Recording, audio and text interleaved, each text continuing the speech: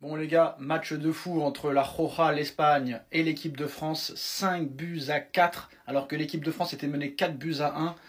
La France a pris à 5e et la France est revenue à 5-4. Mais on va parler d'abord de Lamine Yamal, qui a mis encore ce soir tout le monde d'accord, avec un doublé, 17 ans. Lamine Yamal est en route pour gagner la Ligue des Nations. Lamine Yamal fait une saison exceptionnelle, extraordinaire. Alors pour le Ballon d'Or, si c'est réellement les performances individuelles qui comptent, en plus des titres, Lamine Yamal sera Ballon d'Or. Parce que ce que Lamine Yamal fait à 17 ans, Ousmane le mérite. Mais là, honnêtement, super Coupe d'Espagne en faisant un match exceptionnel contre le Real Madrid. Vainqueur de la Liga espagnole en faisant la misère à l'aller et au retour contre le Real Madrid. Vainqueur de la Coupe d'Espagne, Copa del Rey, en faisant la misère au Real Madrid. Là, tu vas peut-être gagner la Ligue des Nations devant le Portugal de Cristiano Ronaldo. Et là, tu as fait la misère encore une fois à Mbappé. Sur les 7 derniers matchs, tu as battu Mbappé. Ce soir, tu mets encore un doublé. Tu fais des perfs exceptionnels. Tu es un joueur exceptionnel. Tu as gagné 4 titres avec la Ligue des Nations si tu la gagnes. À moins que Ousmane Dembélé fasse une Coupe du Monde des clubs exceptionnelle en stats, c'est la seule chose qui peut sauver Ousmane Dembélé.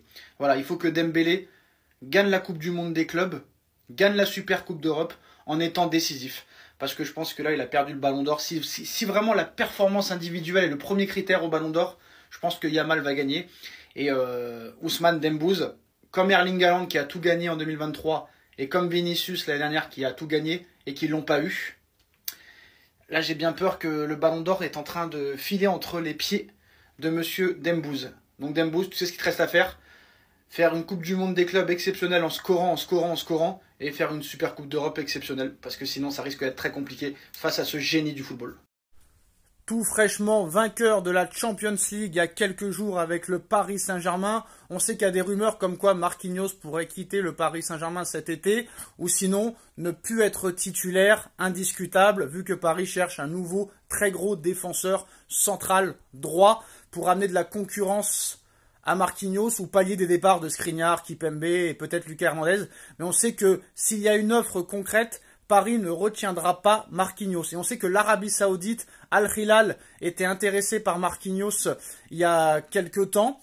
On sait que l'Arabie Saoudite lui avait proposé un pont d'or, mais là, on vient d'apprendre aujourd'hui une information complètement incroyable. Le Real Madrid a proposé 40 millions d'euros au Paris Saint-Germain pour s'attacher les services de Marquinhos. C'est une information qui vient de tomber.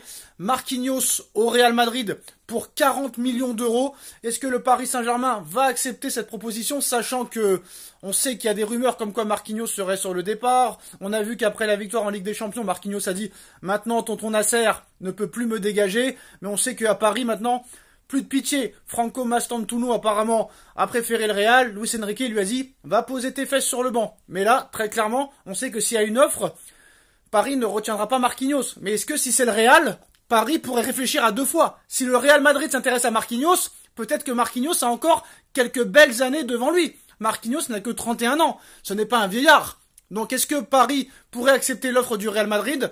Point d'interrogation. En tout cas, le Real propose 40 millions d'euros pour Marquinhos.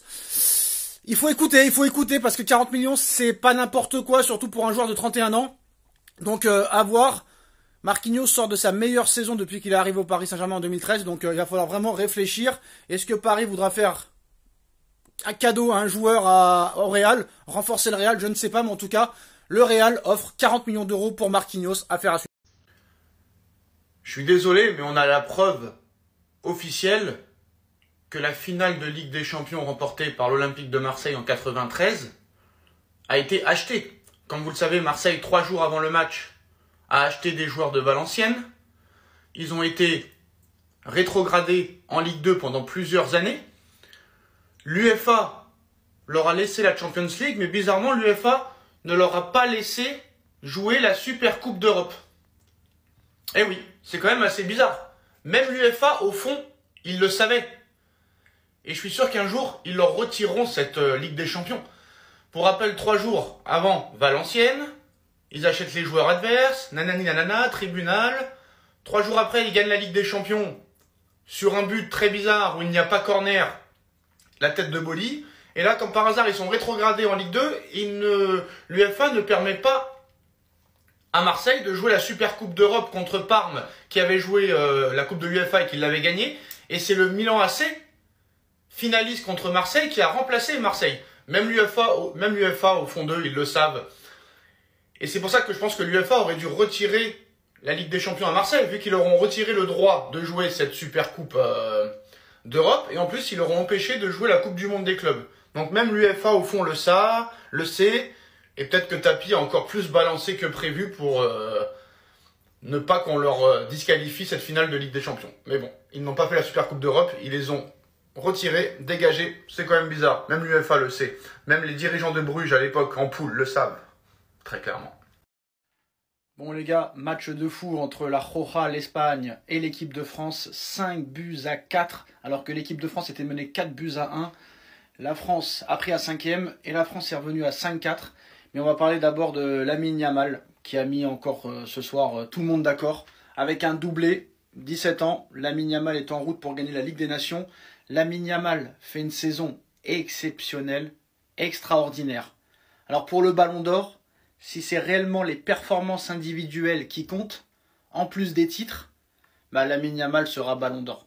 Parce que ce que Lamine Yamal fait à 17 ans, Ousmane le mérite. Mais là, honnêtement, super Coupe d'Espagne en faisant un match exceptionnel contre le Real Madrid. Vainqueur de la Liga espagnole en faisant la misère à l'aller et au retour contre le Real Madrid.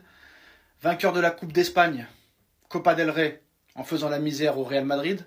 Là, tu vas peut-être gagner la Ligue des Nations devant le Portugal de Cristiano Ronaldo. Et là, tu as fait la misère encore une fois à Mbappé. Sur les 7 derniers matchs, tu as battu Mbappé. Ce soir, tu mets encore un doublé. Tu fais des perfs exceptionnels. Tu es un joueur exceptionnel. Tu as gagné 4 titres avec la Ligue des Nations si tu la gagnes. À moins que Ousmane Dembélé fasse une Coupe du Monde des clubs exceptionnelle en stats, c'est la seule chose qui peut sauver Ousmane Dembélé. Voilà, il faut que Dembélé gagne la Coupe du Monde des clubs, gagne la Super Coupe d'Europe en étant décisif. Parce que je pense que là, il a perdu le Ballon d'Or. Si vraiment la performance individuelle est le premier critère au Ballon d'Or, je pense que Yamal va gagner. Et Ousmane Dembélé, comme Erling Haaland qui a tout gagné en 2023, et comme Vinicius l'année dernière qui a tout gagné et qui ne l'ont pas eu, là j'ai bien peur que le Ballon d'Or est en train de filer entre les pieds de Monsieur Dembélé. Donc Dembélé, tu sais ce qu'il te reste à faire? Faire une Coupe du Monde des clubs exceptionnelle en scorant, et faire une Super Coupe d'Europe exceptionnelle, parce que sinon ça risque d'être très compliqué face à ce génie du football. Je suis désolé, mais on a la preuve officielle que la finale de Ligue des Champions remportée par l'Olympique de Marseille en 93 a été achetée. Comme vous le savez, Marseille, 3 jours avant le match, a acheté des joueurs de Valenciennes. Ils ont été rétrogradés en Ligue 2 pendant plusieurs années. L'UEFA leur a laissé la Champions League, mais bizarrement, l'UEFA ne leur a pas laissé jouer la Super Coupe d'Europe. Eh oui, c'est quand même assez bizarre. Même l'UEFA, au fond, ils le savaient.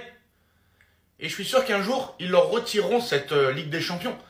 Pour rappel, 3 jours avant Valenciennes, ils achètent les joueurs adverses, nanani nanana, tribunal. 3 jours après, ils gagnent la Ligue des Champions sur un but très bizarre où il n'y a pas corner, la tête de Boli. Et là, comme par hasard, ils sont rétrogradés en Ligue 2. L'UEFA ne permet pas à Marseille de jouer la Super Coupe d'Europe contre Parme, qui avait joué la Coupe de l'UEFA et qui l'avait gagnée. Et c'est le Milan AC, finaliste contre Marseille, qui a remplacé Marseille. Même l'UEFA, au fond d'eux, ils le savent. Et c'est pour ça que je pense que l'UEFA aurait dû retirer la Ligue des Champions à Marseille, vu qu'ils leur ont retiré le droit de jouer cette Super Coupe d'Europe. Et en plus, ils leur ont empêché de jouer la Coupe du Monde des clubs. Donc même l'UEFA, au fond, le sait. Et peut-être que Tapi a encore plus balancé que prévu pour ne pas qu'on leur disqualifie cette finale de Ligue des Champions. Mais bon, ils n'ont pas fait la Super Coupe d'Europe, ils les ont retirés, dégagés. C'est quand même bizarre, même l'UEFA le sait. Même les dirigeants de Bruges à l'époque, en poule, le savent. Très clairement.